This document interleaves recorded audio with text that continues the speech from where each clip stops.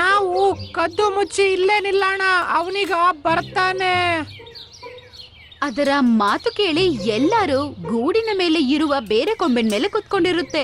ಮತ್ತೆ ಚಿನ್ಮುನ್ ಏನ್ ಹೇಳುತ್ತೋ ಅಂತ ನೋಡ್ತಾ ಇರ್ತಾರೆ. ಚಿನ್ಮುನ್ ಗೋಲ್ಡಿನ ಕರೆಯುತ್ತೆ. ತಕ್ಷಣ ಗೋಲ್ಡಿ ಆಚೆ ಬರುತ್ತೆ. ಹೇಳು ಮಗ, ನನ್ನ ಜೊತೆ ಬರಕ್ಕೆ ನೀನೀಗ ರೆಡಿನಾ? ಅಲ್ಲ, ಒಂದು ವಿಷಯ ಹೇಳಿ, ನಂಗೆ ರಾಜನ್ ಊಟ ಮಾಡಬೇಕು ಅಂತೇಳಿ ಮನ್ಸಾದ್ರೆ ನೀವಲ್ಲಿಂದ ತರ್ತೀರಾ? ಹೌದಪ್ಪ. ಆದ್ರೆ ಅದನ್ನ ಹೇಗ್ ನಾನ್ ನಂಬ್ಲಿ? ಹಾ, ಅರೆ ಮಗನೇ, ಆಕ್ಚುಲಿ ನಾನೇ ಅಲ್ಲಿಂದ ಕತ್ಕೊಂಡ್ ತಂದಿದ್ದು.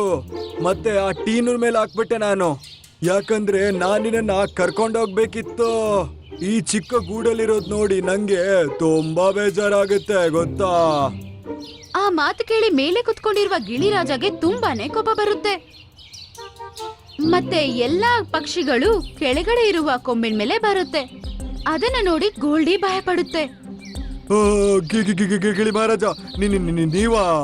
ಹಾ, ನಾನಿಲ್ಲೇ ಎಲ್ಲ ಕೇಳಿದ್ದೀನಿ. ನಾನೀಗ ನೀನ್ ಆಹಾರ ಕದ್ಬಿಟ್ಟು ಟೀನುನ್ ತಲೆ ಕಟ್ಟಿದ್ಯಲ್ಲ, ಅದನ್ನ ಹಂಗಂತೇಳಿ ಟೀನು ಹತ್ರ ಹೇಳುತ್ತೆ. ಟೀನು ಹಕ್ಕಿ, ನಂಗೆ ಕ್ಷಮಿಸ್ಬಿಡು. ನಾನ್ ನಿನ್ನ ಆಗ ನಂಬ್ಲೇ ಇಲ್ಲ. ಹಾ ಮಕ್ಕಳೇ, ನಿಮ್ಮಿಂದಾನೆ ನಿಜವಾದ ಕಳ್ಳ ಯಾರು ಅಂತ ನನಗ್ ಗೊತ್ತಾಗಿದ್ದು. ಶಬ್ಬಾಷ್. ಅದನ್ ಕೇಳಿ ಎಲ್ಲರೂ ಸಂತೋಷ ಪಡ್ತಾರೆ. ಮತ್ತೆ ಗೋಲ್ಡಿ, ನೀನ್ ನನ್ ಜೊತೆಗ್ ಬಾ. ಇನ್ ಸ್ವಲ್ಪ ದಿನ ಜೈಲಿನ ಊಟ ಮಾಡೋಣ, ಬಾ ಈಗ. ಗಿಳಿ ಮಹಾರಾಜ ಅದನ್ನ ಅವ್ರ ಜೊತೆನೆ ಕರ್ಕೊಂಡು ಹೋಗ್ಬಿಡ್ತಾರೆ. ಮತ್ತೆ ಅದನ್ನ ಜೈಲಲ್ಲಿ ಬಂಧಿಸ್ಬಿಡುತ್ತೆ. ಮತ್ತೆ ಟೀನು, ಅದರ ಮಕ್ಕಳು ಎಲ್ಲರೂ ಸೇರಿ ತುಂಬಾ ಸಂತೋಷವಾಗಿ ಜೀವನ ಸಾಗಿಸೋದಕ್ಕೆ ಶುರು ಮಾಡ್ತಾರೆ.